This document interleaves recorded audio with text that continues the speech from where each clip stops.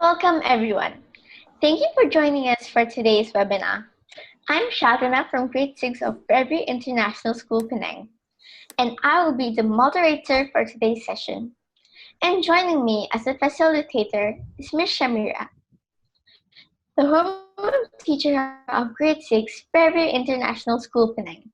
She will help with answering some of the participants' questions during the webinar. Fellow friends, today we are presenting Understanding Pandemic from the perspective of 10th disciplinary team sharing the planet. But before we discuss further about this topic, let me introduce you to the honorable panelists who will share some insights based on our topic today. We have with us Dr. Lee Sun Long, a PhD graduate from University of Malaya, and Dr. Melissa Bieta Martin, Assistant Professor and Program Coordinator of Marine Biology, Faculty of Science and Marine Environment, University of Malaya, Terengganu. Our panelists will help shed some light into how the pandemic helped us to appreciate the finite resources around us. Welcome, panelists. Thank you. Hello. I wonder if you are too greeted by the unusually clear skies and clean air in the morning during the movement control order period. I also noted the improved noise quality with the sound of birds more apparent, as well as a break from biodiversity and wildlife, including fisheries, since activities in sectors affecting all these are restricted during the MCO period. The current pandemic is a global crisis, and yet one unlikely beneficiary has emerged amidst the slowdown caused our planet. As you know, the Grade 6 students are currently inquiring into conflicts and resolutions, where we have the opportunity to look into how people resolve numerous conflicts that are happening around the world at the moment. We also understand that sharing the planet is about the relationships shared by all living things, and it's so important for us to maintain a balanced relationship. But I wonder, how can we achieve that? Our unique minds have learned how to tame the wild, get more from the environment. Our population has grown and our demands are growing. Remember when we learned about supply and demand? What happens to supply when demand grows? Well, these are some questions to ponder on while we listen to our panelists. Without further ado, I will pass the floor to our first panelist, Dr. Lee. Hi, Dr. Lee. It's good to have you here today. I wonder if you can provide us with some insight into the sharing of finite resources, perhaps from the marine perspective? How is the supply and demand relationship like? Would you help me to clear my doubts and perhaps the audiences too? Hello, everyone. Thank you. All right. I'll try to give a bit of my information regarding this in the sense of marine perspective. All right. Now, moving on. During this pandemic outbreak, all right, we have a lot of restriction. We have a lot of things that we cannot unable to do. For example, there's no outdoor activities, no entertainment, and then there's some certain distance, social distancing. But there are several essential services have to keep on going no matter what. One of them are the food supply, right? Without this food supply, we human simply cannot survive, right? Now, from here, I will try to focus on one of the food supply that is very important to us. That is the fish.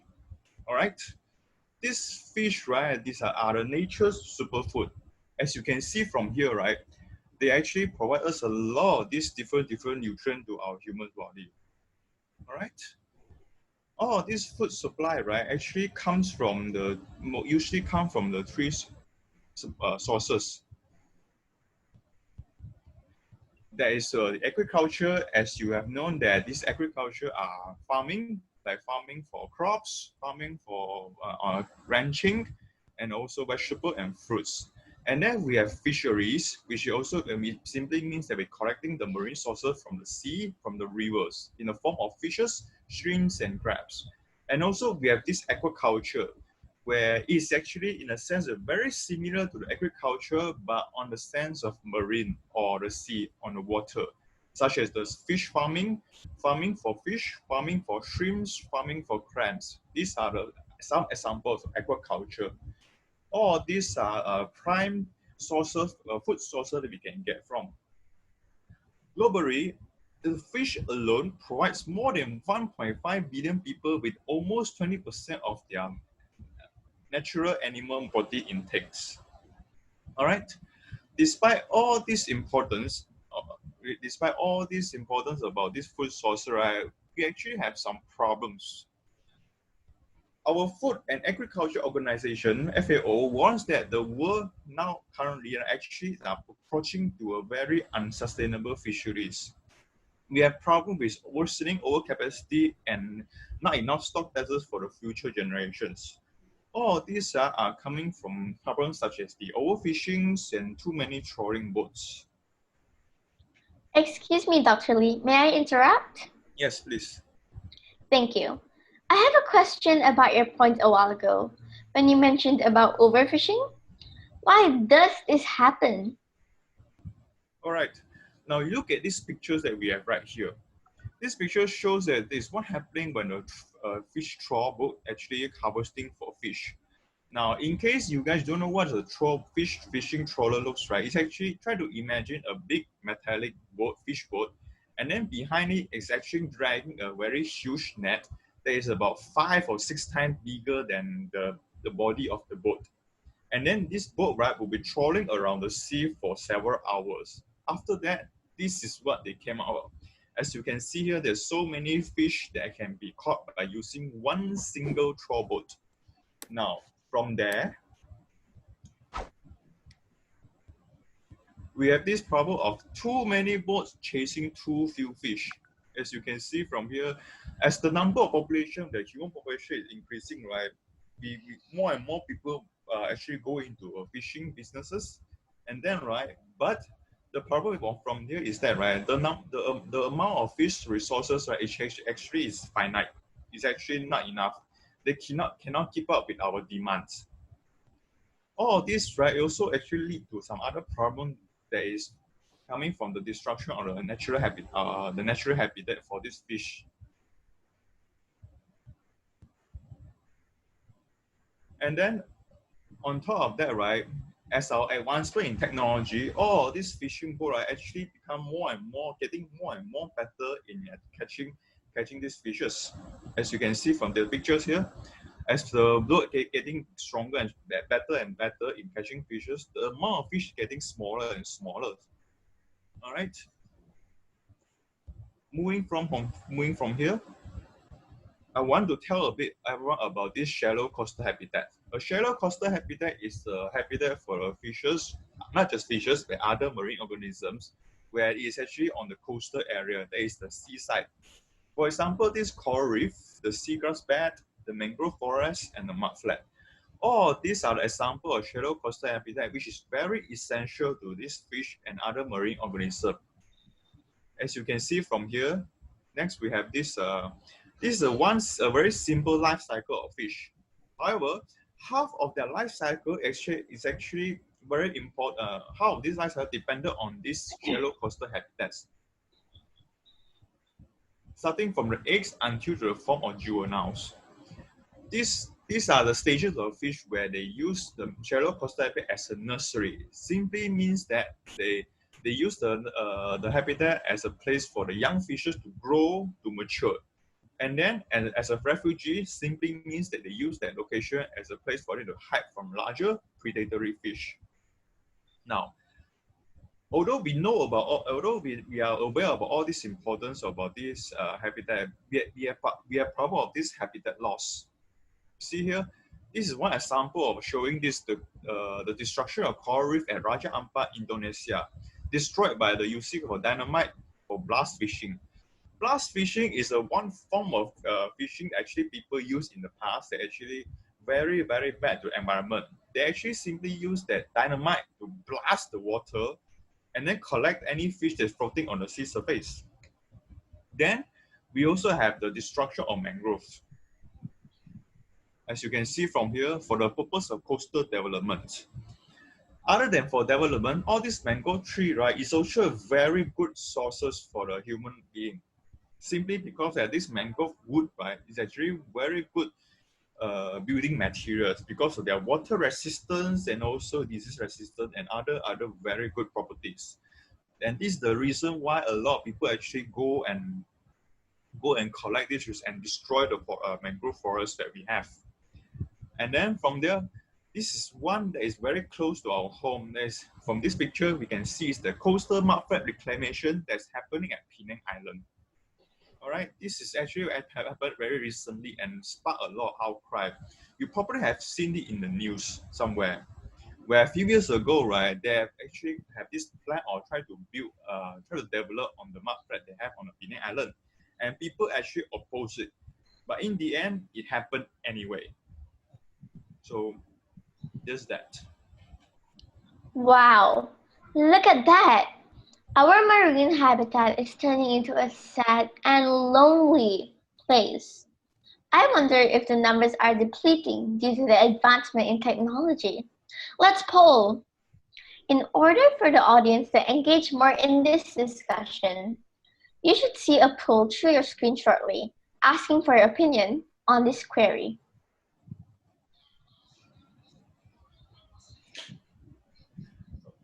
Regarding this, yes, as the technology advancements, as the technology advances, right, as we're getting better and better in our lifestyle, we're getting things are getting more and more inconvenient, but it also means that it's actually more and more convenient for us to exploit these natural resources, in the end, harming it.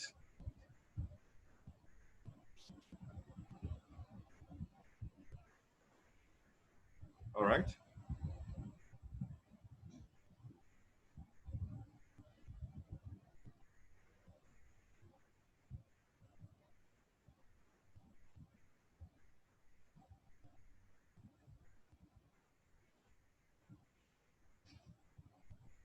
Thank you for the insight, Dr. Lee. Thank you.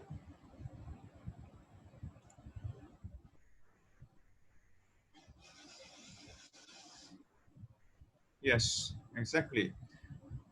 Wow, the poll result is out, and 93% agree that scientific advancement have impacted the environment positively.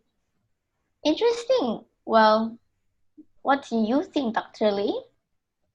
Yes, regarding this, as we can see here, that a lot of people actually agree that yes, the advancement in technology, right? Actually, like I said earlier, we are getting more and more convenient and doing a lot of things. We can do a lot of different things. All of this, right, also means that it's getting easier and easier for us to exploit the natures, right? So where's the end to it? As well, can we for the technology advancement, can we actually gears toward that is more sustainable kind of development? Meanwhile, there are also some other things that we all can do about it, about all these problems. Yeah. As an educator or as an academia, as a scientist or anyone here, that we actually can do something about this in terms of education. We have to tell more and more, teach more and more people about this problem. It might be surprising, but it's actually sad to know that actually a lot of people actually don't not aware about this problem, not aware of how we are not enough resource that then we are taking. There's a problem with supply and demand. So a lot of awareness and education is very important for this, so that they can know about this. Then, for people who actually have more powers, for example, the governments or the people who actually can have decisions, they probably want to think about actually thinking about banning or control the trawlings. As I mentioned earlier, the fish trawling boat actually one way of catching the fish. Then another thing that the governments or people can do is that to create more marine protected areas. Now, what is marine protected areas? You probably have heard about the word, the name, the terms called forest reserve. All right. A forest reserve simply means that, one particular forest, one particular patch of forest that is reserved for protection, as in nobody, not a single soul that can actually go in and take any sort of resource such as cutting wood or collecting animals from that particular forest. Whereas the marine protected areas is similar, but in a sense or on the sea, and it is usually located on the shallow coastal habitat and managed areas such as the coral reef, the mangrove forest, and such. Now, the purpose of creating all these marine protected area, right, simply so that these fishes, right, can actually make use of this area as a nursery for them to grow the number, for them to grow back to a more healthier population, so that we can finally go and collect them. Because without all this marine protected area, right, they will continue to decline to the point of extinction, as in no more. Nothing that we can gain anymore. Here in our Malaysia, we actually have one prime example of this marine protected area that is located at the north of Sabah, that we call them the Tun Mustafa Park. Next, please.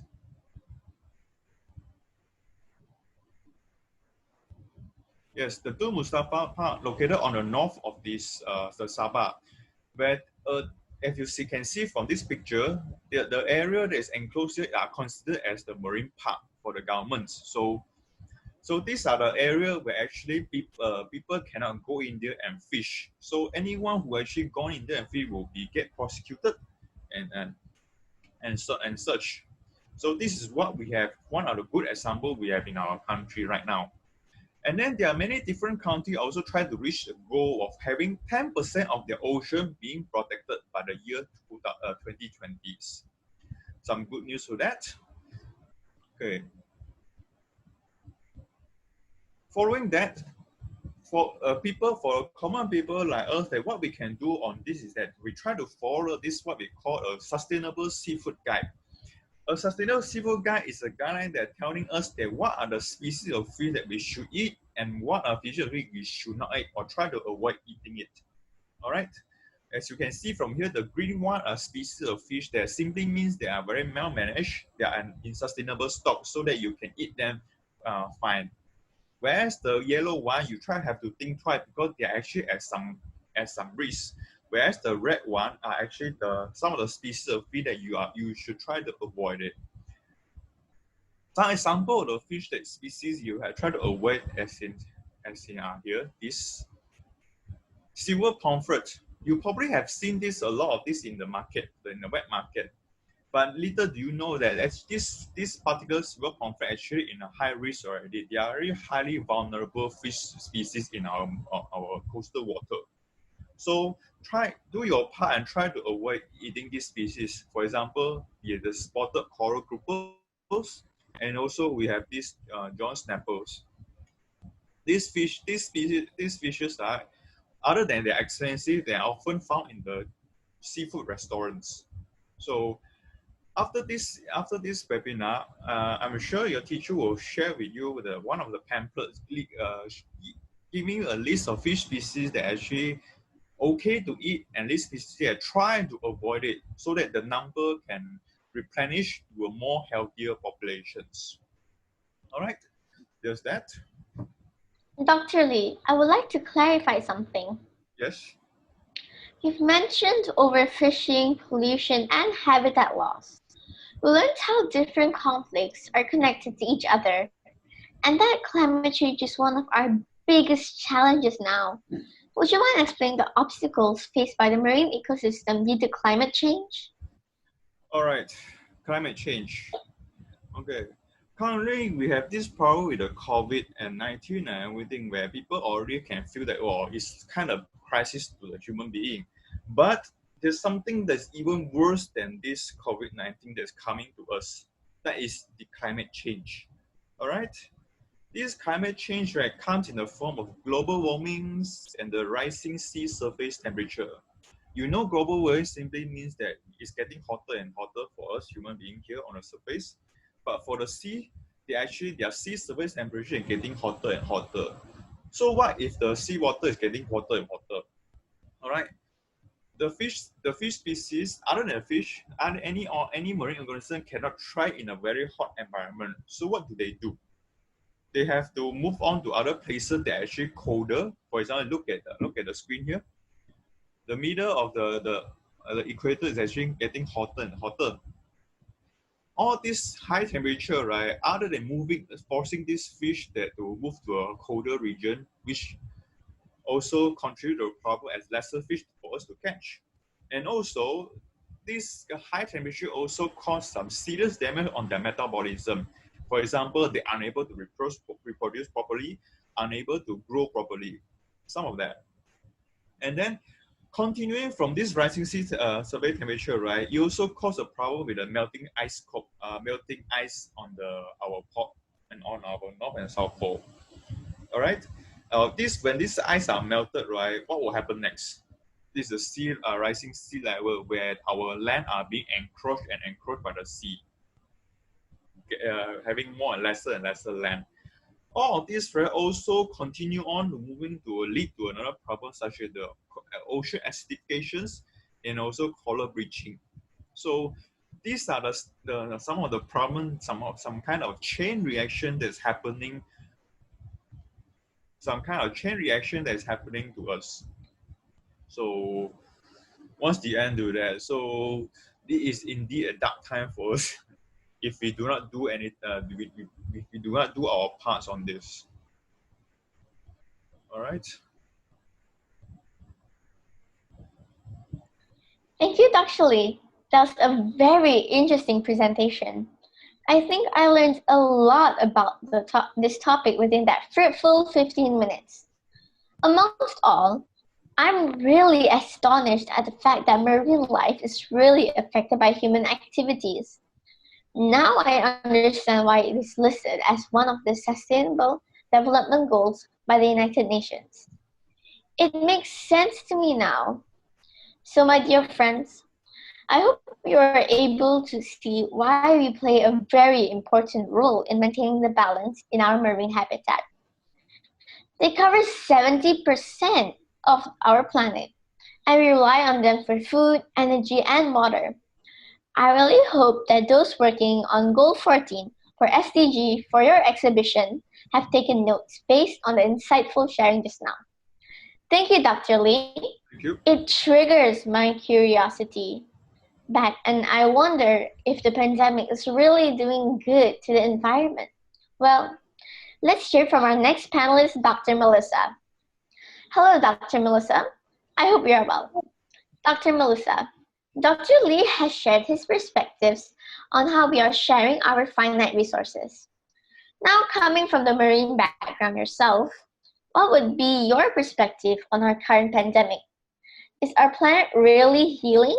But before we begin, I would recommend everyone to start posting your questions to be answered by our panelists at the end of this session. Without further ado, let's welcome Dr. Melissa. Thank you very much, Shatana, and thank you everyone from Fairview School for inviting me for this talk. So I come from a very similar background from Dr. Lee. I'm a marine biologist myself. So a lot of what I'll be talking about will be on a marine perspective, but I will also try to cover on a broader scale about diversity and also based on our topic of sharing the planet. All right. So because we share the planet with so many other species, a lot of the questions that have been asked here that I see is how is sharing our planet related to the current pandemic? And one of the main questions for today's team is, will a new global consciousness develop from this experience that recognizes our flaws, our human flaws, in our thinking about the earth and its resources? So I think before I move into detail about how we have an impact towards the environment, I think it's best first we come to understand how or what is biodiversity first. All right, so next slide, please. All right. So when it comes to biodiversity, if you break down the word, it's basically biological diversity, which means the living organisms, both animals and plants, and even bacteria and viruses that are present in the planet. All right. So currently to date, we have about over 8 million different species that has been listed and discovered. Out of the 8 million, 6 million are reported from terrestrial, of basically land. So you're talking about land animals, land plants. And only 2 million over is known from marine waters. And from this 2 million, 250,000 are known species from the coral reefs. But mind you, why we know of this many species because it is easy to observe, like when we go diving or when we go snorkeling, it's easy for us to sample and it's easy to see. But there's so many smaller creatures that we probably have not even seen. And even deep sea ocean diving, it's another different ecosystem altogether, that there's so many new species being discovered every time. So there's an estimate, scientists believe that there's about 8 million more undiscovered species living in and around marine ecosystems for that matter. And so I know a lot of you are learning about SDGs, which is implemented by the United Nations. So the Secretary General, which is Antonio Manuel, has reminded us that it is our duty to preserve and sustain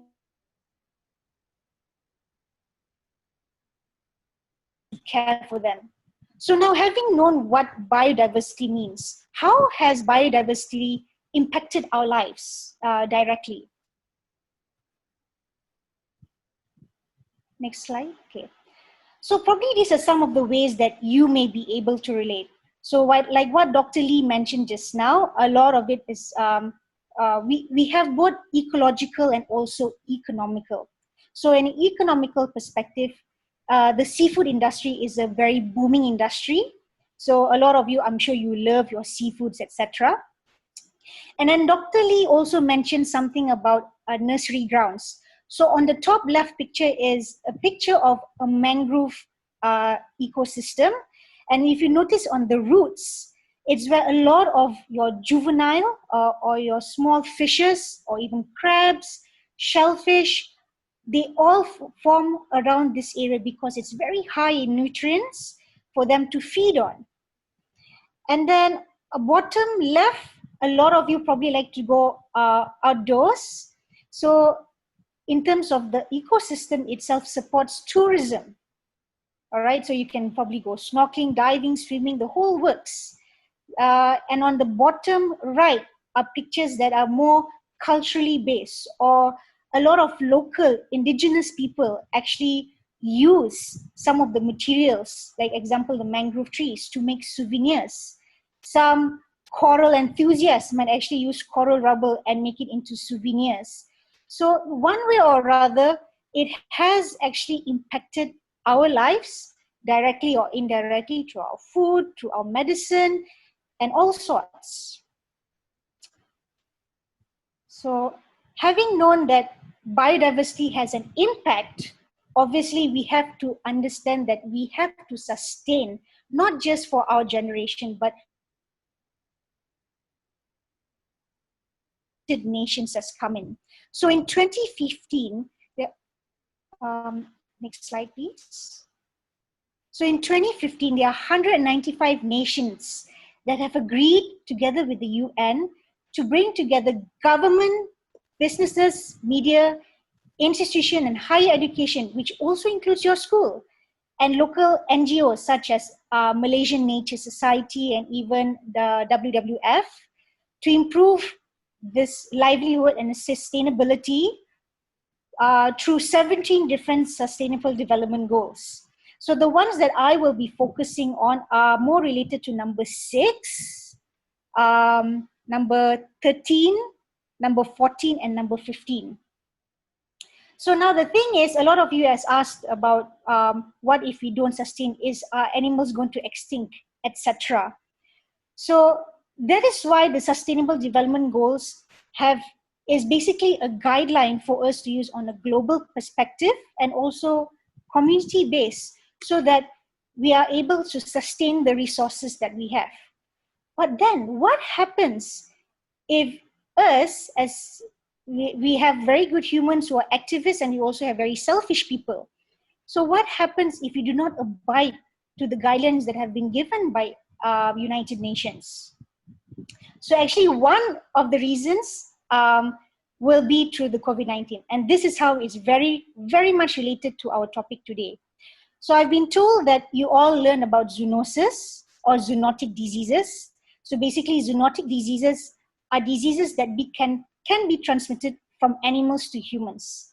They are diseases that don't have to be transmitted, but in some cases they have managed to use the humans as a host for transmission. So now you'll be wondering, how is COVID-19 related to all the sharing of the planet and our impact towards the environment? Well, this is where COVID-19 and other diseases have come about. Next slide, please. So some of the ways zoonotic diseases have emerged or have come to be in contact with humans are these different factors: forestation and other land usage changes. So there are cases where bats, because of because of deforestation, have come in, and some of their virus strains have even come to agricultural places or even livestock, say even with horses, and some of even their poo can transmit the virus, and that's how it has even come contact right up to humans. We have antimicrobial resistance. Basically, this is how viruses and bacteria evolved. So the more you introduce antibiotics, it may wipe up a certain group of viruses or bacteria, but then there are some that are able to survive. So like some of us, basically, we maybe are susceptible to pressures, and some are able to endure certain pressures. So likewise, this applies to bacteria and viruses. So sometimes some will actually die off with antibiotics introduced, but some are able to cope with new antibiotics. And that's how they become resistant. And that's how, in the case, like say with COVID-19, they're able to spread fast. And then you also have intensified agriculture and livestock production. And that is how your avian flu or your bird flu has actually come about, because of increased stock density of chickens actually in a coop. So that means there are more chickens than what it should be in normal conditions for chicken, and becomes unhygienic. Wildlife trade. And this is what is the postulated occurrence for the COVID-19 Wuhan case. So because Wuhan's market is actually quite famous for a lot of wildlife trade. And one of the resources for COVID-19 is basically known from a pangolin and also from a snake, actually. So we don't know how this was transferred, but this was where it was traced back. And one of the last factors is climate change. And climate change basically is in a way linked to habitat loss. So when you have habitat loss, wildlife animals are forced to come out of their natural environment and seek new environment. And that is how they come probably into urban areas also, just to seek for food and shelter.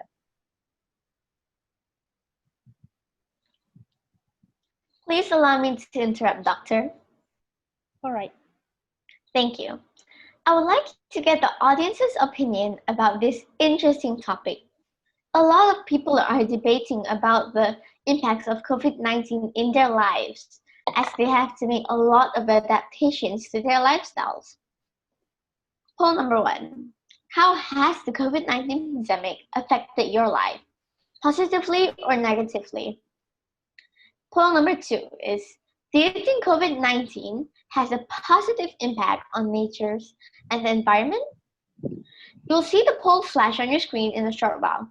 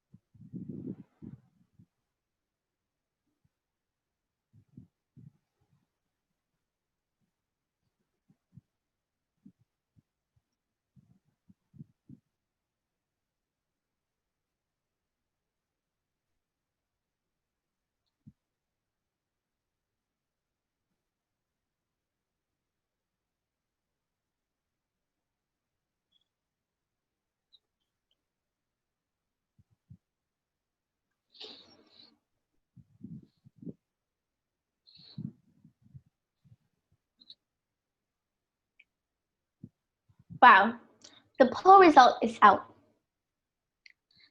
72% agreed that the pandemic has affected their lives negatively. Wow. And also, for the second poll, 72% said yes, and 28% said no. So, what do you think, Dr. Melissa? What are your thoughts on this? Well, basically, I do agree with the polls. It's natural to believe that a lot of people have been greatly affected with COVID-19, and also that there actually is a positive impact. But what I would like to share with you are both pros and cons of COVID-19, both towards your life and also towards the environment. And then I'll probably let you think whether you still stand with your answers or not. So in terms of what we hear on the news of how it has impacted us negatively, which is what I put as horror from the foe. So I think a lot of the negative impacts that have come about this is actually, one of it is racism. I know it can be a very sensitive topic, especially for politics, but so actually, like the United States has been blaming a lot of this virus as the Chinese virus or the Kung flu virus. And then the thing is, even for China, they have actually thrown it back as a lot of the Africans that are now bringing in, or a lot of foreigners are actually bringing in this virus. So it has actually caused a lot of racism, which actually shouldn't be the case. In any way, it can have, if we don't sustain the planet properly and it is at imbalance, it can occur anywhere. And just by chance, it started off in China. So, but the one thing is that we as the human race, we actually have to find solutions to solve a problem rather than blame the finger on people. But with the case of COVID-19, we've also seen compromised health, especially towards the elder people, because, say, example, with stroke patients or with diabetics, they not only have to deal with COVID-19, but they already have other health issues. So that is why, as much as every range of people, age range can be affected, but a lot of it are affecting the older generations. And now even in the US, they have found that a new sort of evolve, or a new strain of COVID-19 are actually affecting children and bringing out new diagnoses, new symptoms such as red blotches and rashes on their bodies, and even their tongue looking like a strawberry. So these are things that COVID-19, as much as it's still very new to us, and it's still very fast evolving. And of course, many of you may actually, or may have known somebody who lost a loved one, and this is what is being, this is what we are facing globally. That is a lot of deaths happening. Now, you may easily see the physical aspect, the physical loss or physical damage that COVID-19 is happening. But sometimes it's actually very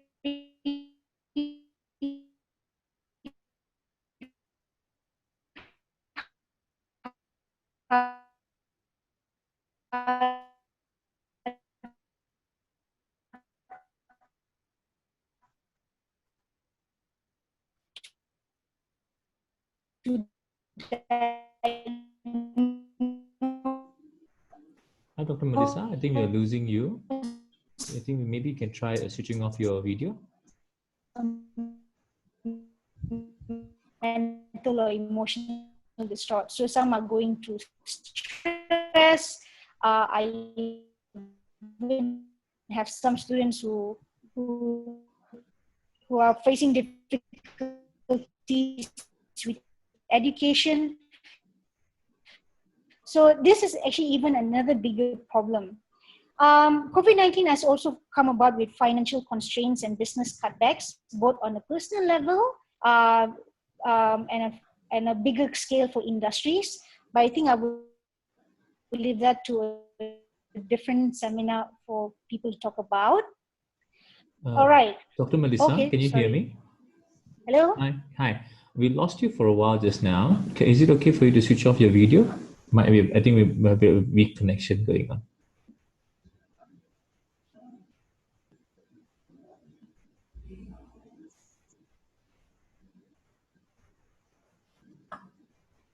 Hi, can you hear me? Hello, can you hear me now? Yeah, I can. It's good. Okay, where have you lost me?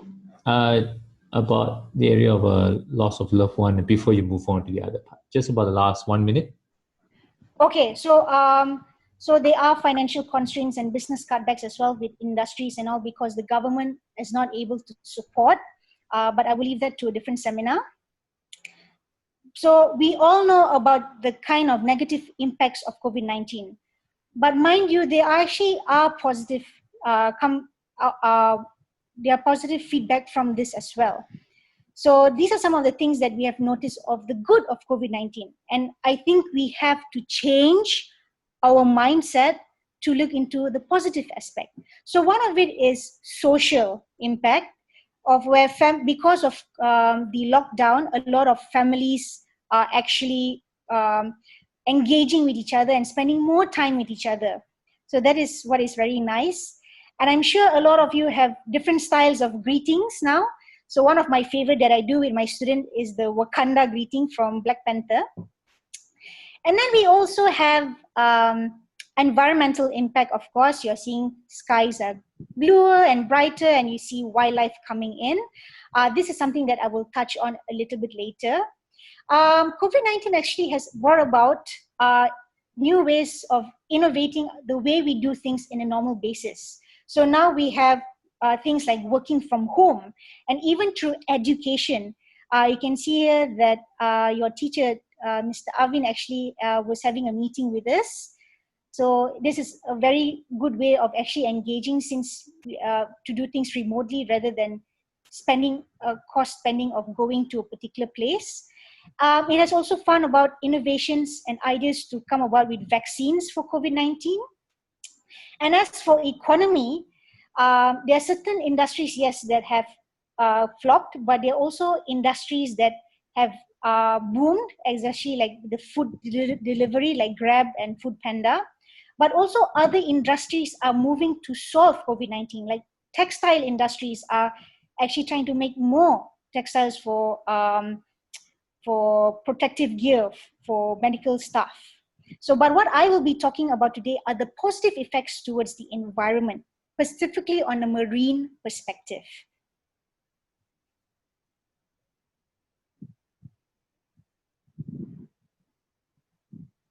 Next.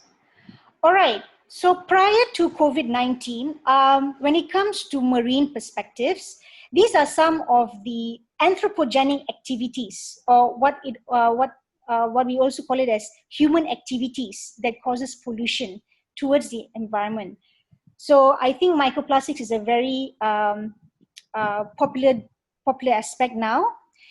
And global warming has been covered by Dr. Lee, and it has effects, say, for coral bleaching. So what happens is that there's a symbiotic relationship with corals and an algae that gives it the color. So then what happens is if it's too hot, the algae will actually come out of the tissue of the corals, and that's why it will look white. So basically what you're seeing is the skeleton of the coral. Then you have ocean acidification, which is what I will touch on a little later. We have oil and pesticide pollution. We have conservation challenges, particularly with the marine mammals and also marine reptiles like turtles. Coastal erosion has come about because the human, again, the supply and demand need. So because there's a growing population of humans, so we need to create more habitat in a way. So how do you such? So some have crouched into coastal areas to build new resorts, new hotels, for tourism purposes, and even for housing developments. Then we also have unsustainable aquaculture and fisheries. So I noticed in the group there are some people who mentioned about fish breeding to resolve the need for fisheries. Well, this is where aquaculture comes in. So we basically culture or breed fishes for human needs. But if it's done in an unsustainable way, then it becomes a problem. And then you have eutrophication.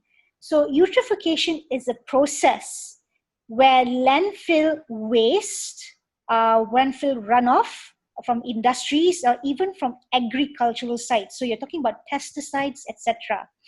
So when all of these go into the sea or into the pond via the streams, what it does is it triggers plants. So the plants that you find in ponds and the sea are basically algae or seaweeds. So if there's high nutrient content, these algae will actually grow in abundance, and that is where the word bloom comes from. So, but the thing is, a little bit of such is okay because it can provide food. But if it's too much, it actually forms like a murky cloud that stops sunlight from reaching into the ecosystem. And then what happens is that fishes can die. All right. So I will go into some of the case studies, and one of it that I will be talking about is ocean acidification. So ocean acidification basically is it has higher acidity levels in comparison to alkaline. So I think you've learned this in your grade 6, that acidity comes from pH. If you notice, it's measured by pH. So the H, which is hydrogen, is what we want to measure. So if there is increased hydrogen, that increases acidity, and it can also increase temperature. So where is this acid coming from? So acid, basically one of the main reasons, it's coming from industrial pollution, gas pollution. So that is pictured in number 1. So then what happens is that when you have all this carbon dioxide that is emitted into the air, where is this carbon going to be stored? So mind you, apart from the atmosphere, the sea is basically one of the most important carbon storages in the world. All right. So what happens is that the carbon dioxide will actually interact with water, and it will form a series of chemical compounds. One of the lowest, smallest version is the hydrogen ions, which is in its unstable form, and also carbonic ions. So why there are pictures of the shellfish is because a lot of this seashells actually require carbonic ions to form their shells, because their shells, it's made of calcium carbonate. So imagine now, because hydrogen is in its unstable form, it can actually combine back with carbonic ions. So the problem then is with animals that have shells would not have enough carbonic ions to form their calcium carbonate shells. And that's why you will see deformed shells or even weaker shells. So this is where it's a problem because of the main source of air pollution. But guess what? If you go to the next slide,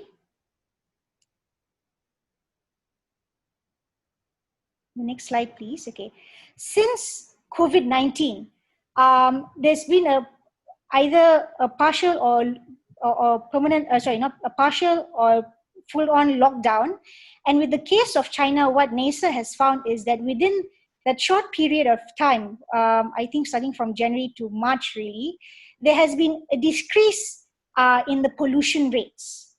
Okay, so this is good. This is where, in terms of how it helps Mother Nature recover, is that although we may not be able to directly research on the impact of ocean acidification, by us making the small impact of reducing the air pollution in the case of China from January to February, it actually does have an impact with ocean acidification. All right. So by reducing air pollution, it actually does help reduce ocean acidification. Another case study I have is about coastal development. Okay. So in a normal situation, there are many ecosystems that can be used as barriers for the coast. So you have coral reefs and mangroves that are very important as barriers. A lot of you might think, mangroves is a terrible place for that for breeding of mosquitoes, but it's actually very unlike the case. They actually form very important barriers, and wave breakers really. But if the coastal habitats, like what Dr. Lee has shown, is actually degraded, and there's no natural barriers to absorb the shock waves. What will happen is that a lot of the coast will be eroded, meaning to say that the sand will actually erode into the sea, and then you have houses which may actually collapse. So this becomes a problem. And then it also is a problem for animals like, say, turtles that need the coast to actually breed. But because of unsustained coastal development, we have a problem. But since COVID-19 has come about, you will see that in the next slide, that there has been an increase in the turtle numbers and breeding. So sadly we have leatherbacks are now considered extinct in Malaysian waters, but they're still thriving in other areas, and it's very important to conserve this. And because of COVID-19, mind you, that there are no people going to beaches, and therefore a lot of turtles in Thailand have come back to nest. So in fact, for this case from World Economic Forum, they found 11 nests of these leatherback turtles. And mind you, every nest will have hundreds of eggs. So these turtles will actually stand a higher chance of getting back into the wild if there's less human intervention or anthropogenic activities. And there are similar cases around the world also, like Costa Rica as well, and the Caribbean seas. Another case study that I have for you is about noise pollution. So prior to the case of COVID-19, so you have all these vessels that are shipped around the world that actually ship cargo. So whatever materials you want that you order from Amazon, etc., it will usually be shipped, or people use it for mapping the sea floor for minerals that can be very important, or even for shipping of oil throughout the world. So what they will use is basically sonar array, just like what bats will use to do sonar or like echolocation. So basically humans use sonar to actually find certain resources. But because sonar is used, it actually has an impact also towards marine life, such that it interrupts their communication among similar species. It affects the growth and reproduction of certain species, and it also affects predators trying to find prey to eat.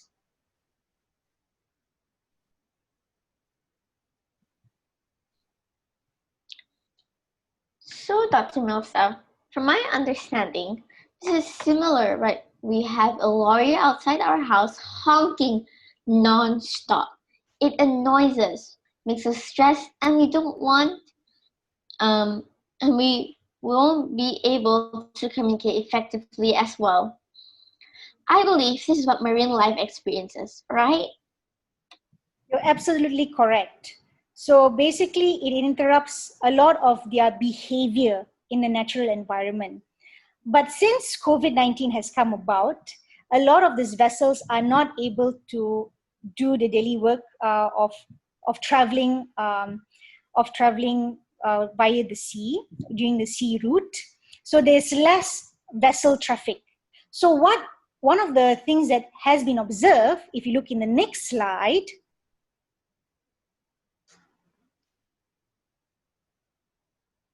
is that whales are currently enjoying the sounds of silence. So why this is important, as I've mentioned before regarding communication, it is particularly important for whales, especially whale mother, or you call them the cows, to communicate with the calf.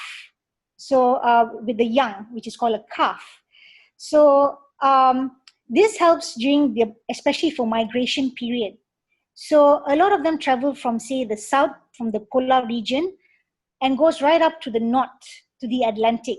So usually at that time of migration, they like to feed a lot, and that's where the mother has to be very attentive to the calf. But if there is a lot of disruption, it makes it very difficult for the mother to communicate with the calf. And also a lot of the vessels are things that the mother has to ensure humans don't come in contact with the calf because it can stress the calf. So one of the good positive feedback of this is that really it has helped with a lot of the behavior of other animals in the ecosystem. So as much as all of this is wonderful news, one of the important things that I want you to take away is, and also to understand, as much there is a lot of good from this to the environment, it is important for you to share proper news and not fake news. So one of the things that I want to highlight here, because it's on a marine perspective, is for the case on Italy, on the top middle, where dolphins and swans did not return to the Venice canals, which is in Italy. Okay, so this has been reported by National Geographic actually, that the dolphins and swans from Italy are actually its current residents. So it is not because of COVID-19 that they suddenly started to come back. A lot of the species are already found in that particular habitat, in that ecosystem. And this applies to other examples as well, like the wild turkeys in Auckland, the sika deers in Japan, the stag deers in India, and also pumas in San Diego in the US. In South America. So basically, what I'm trying to say here is, yes, there are reports and positive feedback towards the environment, but it is also important for you as a citizen to share proper news and not fake news. And it is important that you check on the news source that you're sharing. Okay, so what I want to touch on in the next slide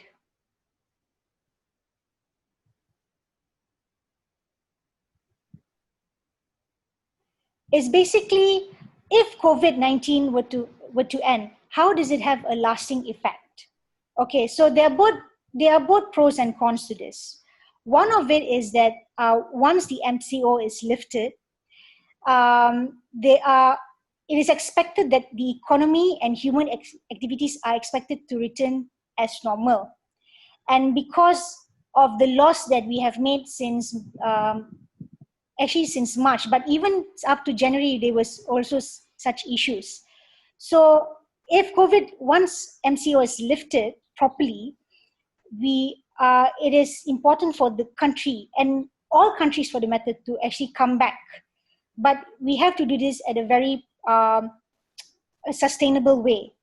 So currently what we are looking at is we have these certain problems, all right? So on a global perspective, I think one of the main things that I want to highlight here is that there has been an increase in medical waste because, of course, there are a lot of cases of health risks and medical and mortality rates or death rates.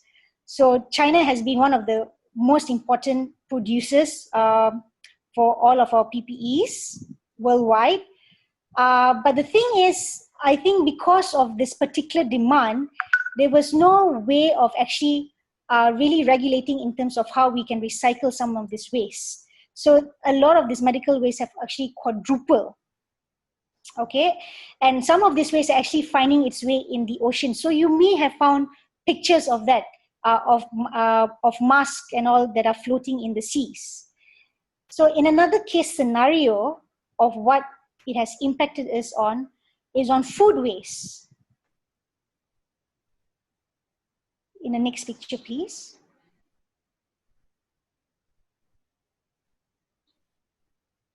Excuse me, Dr. Melissa, but I'm Yes, curious okay. to find out about what the audience think about our pandemic now. Let's poll to see if we have the same opinion about the topic, will the COVID-19 positivity last? Think carefully before you give out your poll.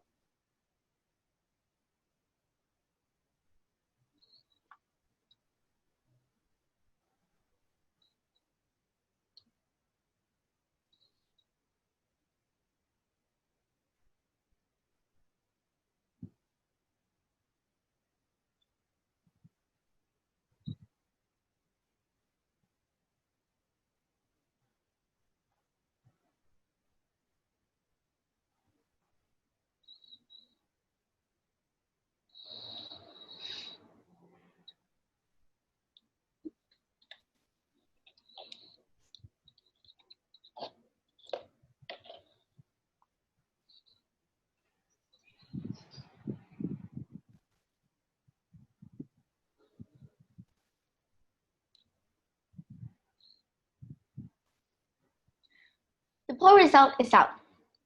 58% agree that we will not be able to maintain the positivity of COVID-19.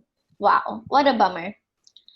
Now, doctor, I'd like to know, what do you think about this? Shantana, I do agree it's a big bummer because as much as you want to be positive, if we don't work together as a team, either on an individual level or global level, then yes, it actually will not last. So what are some of the signs that we are seeing here is that, okay, I've mentioned to you that on a global aspect, because there's more medical waste because of the demand, but these are some of the examples that I have within Malaysia, is that there has been a spike in household garbage, particularly food waste. Now, this itself causes another problem, really, because what you're seeing here is that, yes, a lot of people are being locked down. They can't move around very much, although now it's being lifted, but still, this is a very selfish and very, again, self-centered way of going about with things, because as you can see here in this news is that some of the Malaysians are actually throwing their waste, and they're expecting a lot of the cleaners and the cleaners to actually come and clean up all of this waste, which is very unfair to them as well, because their life is also put at risk, especially if they don't have proper gear to help clean up these areas.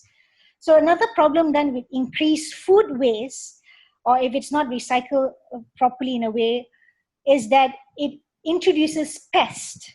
So we have pests like cockroaches and rats that actually bring about its own kind of diseases. And you wouldn't want that to happen, because if that happens and it infects a human, and then boom, you have another case, a pandemic case happening here. So this is actually very unhygienic, and again, it should be something to very much be looked upon as a community. So now, as much as there is a spike in household garbage, it has been reported that there is a decrease in commercial, industrial, and institutional waste. Why is that? It's because everybody is working from home. So a lot of them are not going back to the factories, are not going back to their work buildings to actually use any of the facilities. So that is why we're seeing a lesser reduction of any of the waste from these areas, from these sectors. Okay, but overall, is there a very big problem with the spike in household garbage? Well, in my next slide,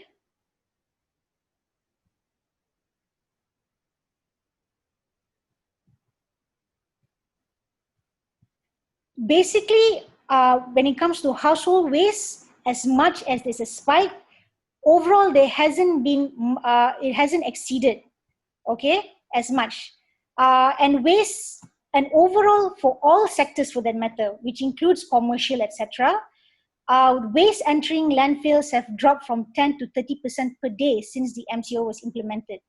So imagine that because of a little virus, we are forced to actually make, a lot of changes to our livelihood. But I think this is related back to the question I asked at the beginning of the slide, of if we can actually maintain and sustain this. And I think this is where my slide of how we all play our parts will be very important. So basically, it can't be a one man's job, because if it's a one man's job, everybody is going to collapse. So every sector has to play a part. So you have not only play its part, but also interact with each other. So like for government, you have academia, say people like myself and Dr. Lee, who are actually trying to create awareness and educate. Policy makers, we might already have laws, but we have to implement it. Our defense people, so we have all our Navy SEALs and also our police force who are actually very much helping with the whole MCO aspect. When you're talking about industries, okay, with the COVID-19, some of them are, like say with the textile industries, they are changing their ways to actually cater to the needs and wants of the medical field. Research is still ever going, especially to create new vaccines to help cure the problem. And even in our case, organizations, say like Greenpeace and WWF and Oceana, are non-governmental organizations that can actually help provide guidelines in terms of helping sustain Mother Earth even after COVID-19. So, but you might be asking, how can you as an individual, as a student, actually play your part? Okay, so there are many ways you can play. I will probably touch a little bit on the marine perspective. So for my next slide,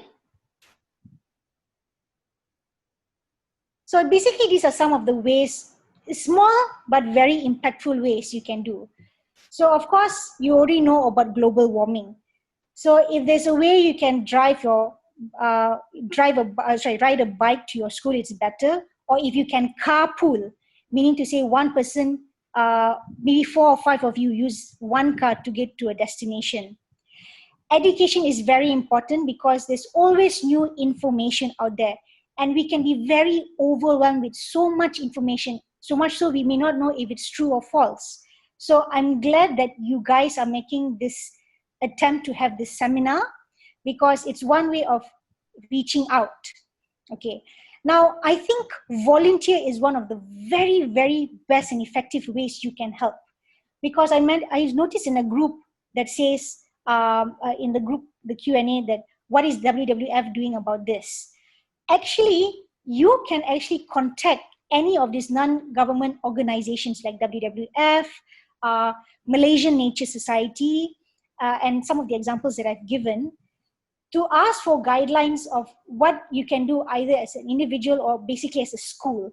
So I know of one school that basically has worked together with WWF to actually create an eco school. So WWF will help give them guidelines and monitor them to help give them ways of how they can use our resources sustainably. Okay, and some of these have actually been touched by Dr. Lee as well. So basically, I think that's it. If you have any more questions, then you can always ask me or Dr. Lee. But these are some of the simple examples that we can work together as a team. Thank you, Doctor. I learned a new term today, anthropogenic. To recall, anthropogenic means the human activities that cause damage, either directly or indirectly, to the environment on a global scale. How interesting to know more about the impacts of the COVID-19 to our environment. I really enjoyed how Dr. Melissa has walked us through the different perspectives of COVID-19. It's not all that bad. One thing for sure, our planet, our business. Solutions to environmental problems are not impossible for superior creatures like humans, if we are committed. I certainly hope all of you enjoyed this presentation, as well as I did. Thank you once again, Dr. Melissa. Thank you very much, Antana. It's time to help you clear your doubt by directing your questions to our panelists. The first question is from Riku from JB Campus. How many % of the natural world have we taken away? Let's ask Dr. Lee's help to answer this question. Hello. All right. How many % of natural world have we taken away? All right. Okay.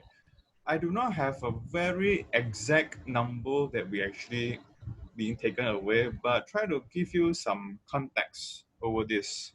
For example, in terms of the mammals, animals, we already lost more than 80% since the rise of human civilizations. Whereas as for marine biodiversity, as in the different kind of marine, we already lost more than half. And recently, the scientists found that the number of insects, all right, this is not species.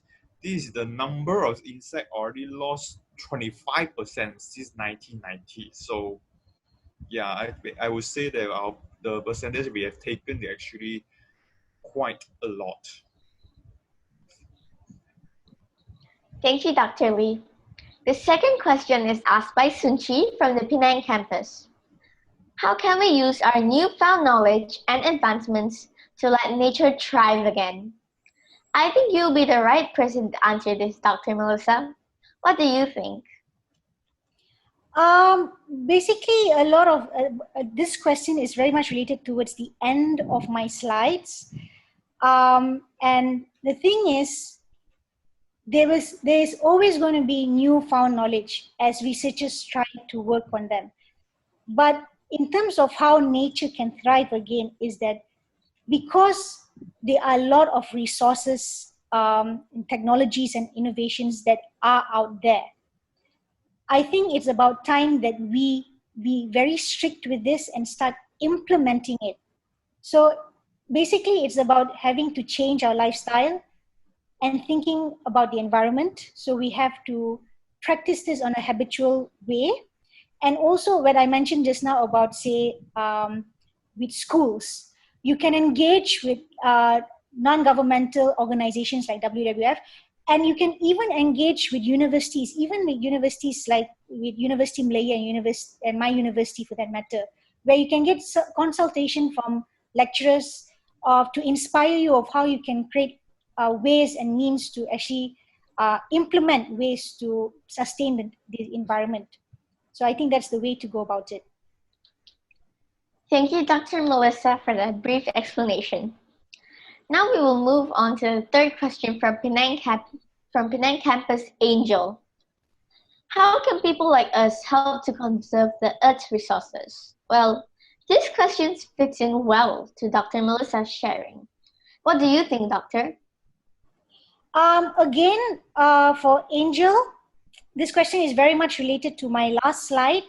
Like people like you as students, I think the best way is, again, maybe if you have environmental club of some sort equivalent, you can actually engage with organizations, with WWF, etc., where they have recognized eco school programs. So they have modules which teachers and students can focus on into trying to create a more environmentally sustainable ways and means of using our resources. Okay, and pretty much, again, your lifestyle, you already know that microplastics is becoming a hazard. So what you can do is you can try to lessen the use of plastics by using natural made straws, use your own tumbler to actually come and buy your own food, use bags to go to shopping malls or grocery stores to buy your stuff. These are little ways that can actually help the environment. Thank you, Dr. Melissa. Next question is from Alvin from the Penang campus. What would happen to the Earth's surface when there happens to be a big conflict like the water crisis? Can you help with this question, Dr. Melissa? Okay, actually, this is a very good example, which a recent example that was faced in Cape Town in South Africa, where there was actually a very big water crisis towards mid-2018. So what happened to that was, number one, the country itself faces a lot of drought or dry seasons. Okay, and the other problem was actually a government failure in having to look into the system.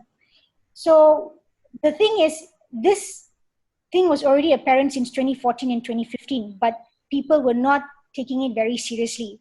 So I hope that we can learn from that, and if ever we are facing such signs of crisis, we as a community and the government can act fast. We can follow the ways of Singapore of, say, reusing our pee water and make it recycle water. We can actually help, rather than using municipal water, industries can actually use their own resources and find different methods of not having to use too much water. And basically, those are some of the things we can actually do. Thank you, Dr. Melissa.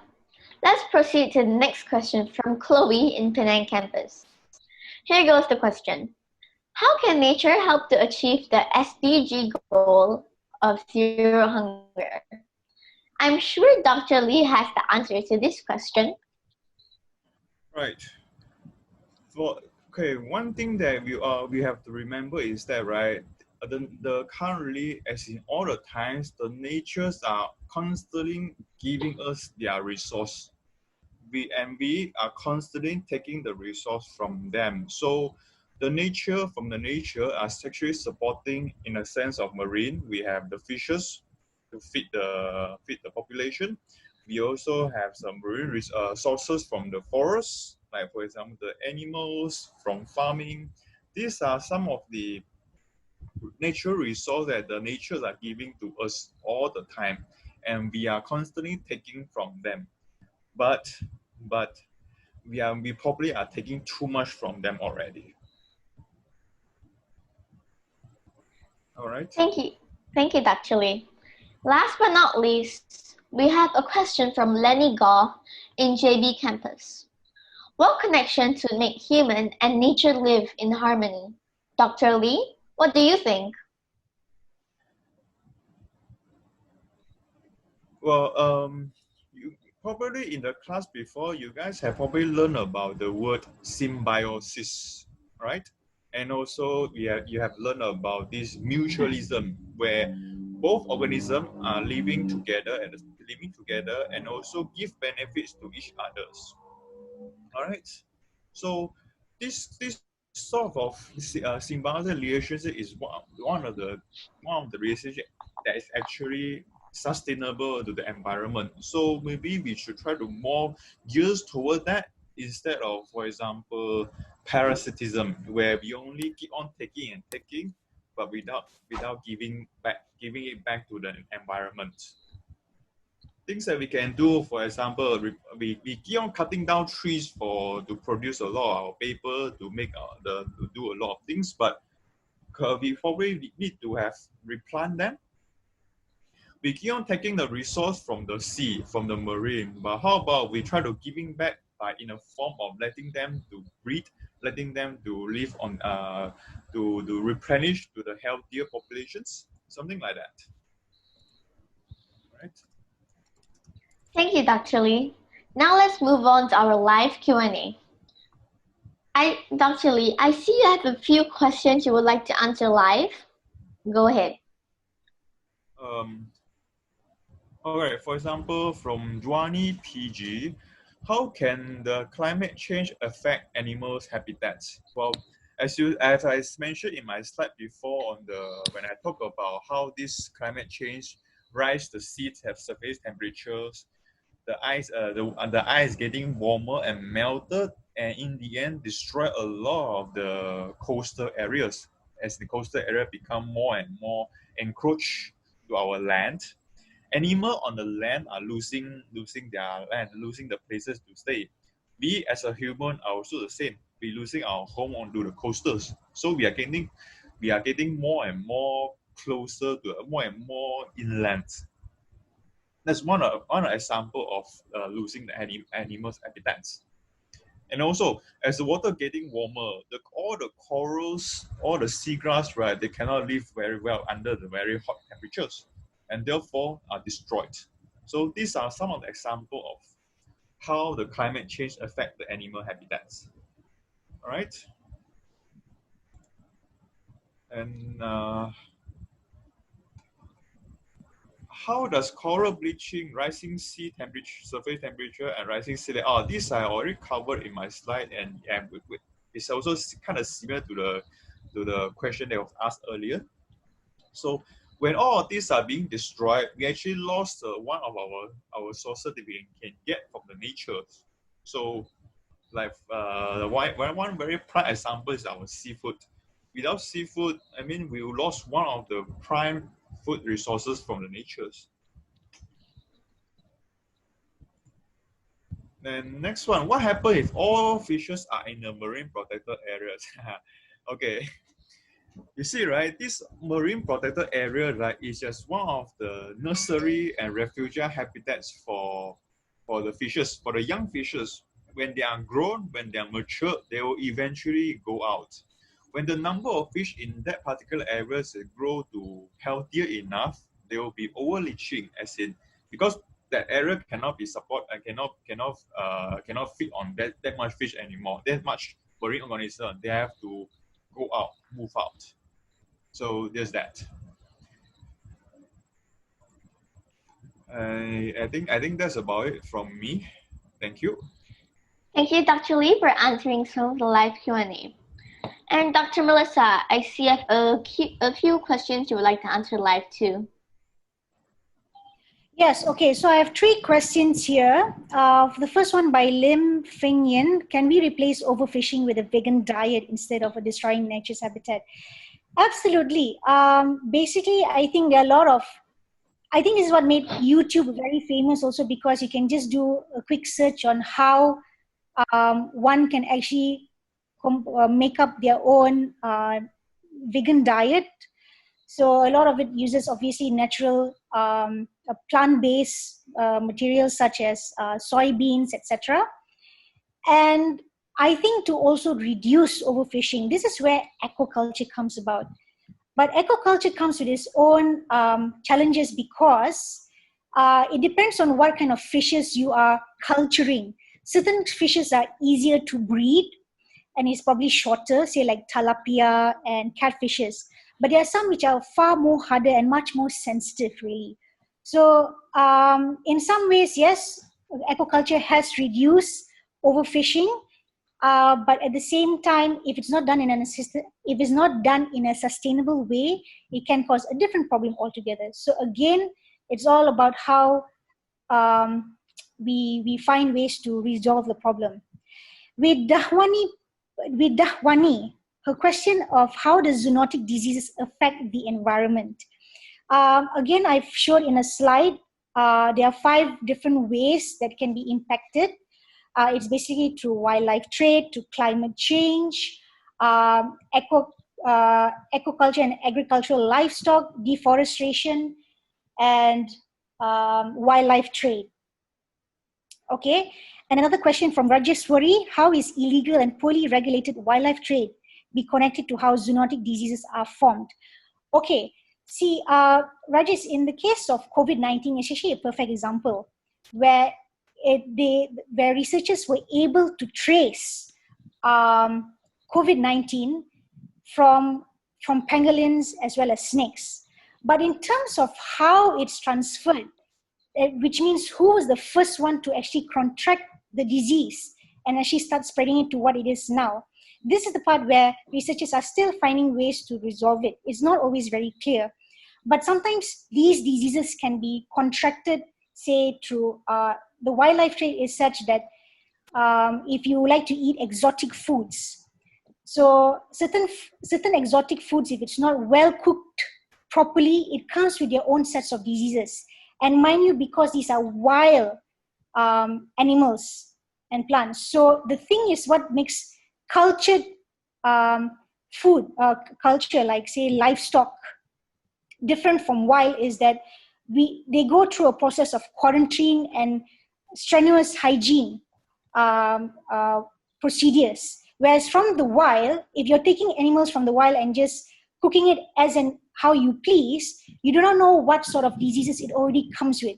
So this is one of the ways that it can actually come into be a pandemic like what it is now, if we actually say consume it. So those are the 3 questions that I've answered. Shantana? Thank you so much, Dr. Melissa. So that is all for our live Q&A session. Thank you, Dr. Lee and Dr. Melissa, for helping the audience to clear their doubts. Dear friends, thank you too for the meaningful questions. I hope our panelists have helped you to get the answer to your curious minds. Your participation is truly appreciated. It is time now to end this session, but before that, allow me to wrap up the session with some major points that we have obtained from the panelists. The crisis has awakened everyone to have a better understanding of the relationship between humankind and the environment, and has encouraged people to take positive steps towards reducing their carbon footprint via eco-friendly activities. It is a valuable reminder to everyone to change the way we do things to be more environmentally sustainable. Mahatma Gandhi once said, "Earth provides enough to satisfy every man's needs, but not every man's greed." In any relationship, if only one takes and the other gives, the relationship will be unhealthy, just like the supply and demand chain. Humans have taken so much from the earth, animals, nature, and each other. We must decide how our future relationship will look like. Will we continue to take care, or are we prepared to share? From the main points that we have abstracted from this session, to plan for our planet is remarkably simple. Reduce our impact by making sure that everything we do, we can do forever. What ways can you propose to achieve this goal? As part of taking action, I hope you can work collaboratively in our exhibition group to think of some actions in order to contribute to this topic. Ladies and gentlemen, a big fat thank you to our panelists, Dr. Lee and Dr. Melissa, and also all the audiences for joining us today in this lovely afternoon. I, Shaduna the moderator, signing off now. Thank you. Hi, thank you everyone. We are at the end of the webinar. Thank you very much for participating and everything. Please use the same link. Ms. Shamira will share the link at the bottom again for everybody. Please use the same link and submit your feedback for today's webinar. We'd like to hear your feedback on the webinar. Thank you very much, and thank you, Shatana, for moderating the session, and Ms. Shamira for supporting. And thank you very much for Dr. Lee and Dr. Melissa for being here and sharing their expert point of view on matters related to sharing the planet. Thank you. Thank you. Thank you very Bye. much. All right. Thank you and good day. Attendees, you can leave once you have submitted the form. The next webinar will be on Friday. To see you guys on Friday.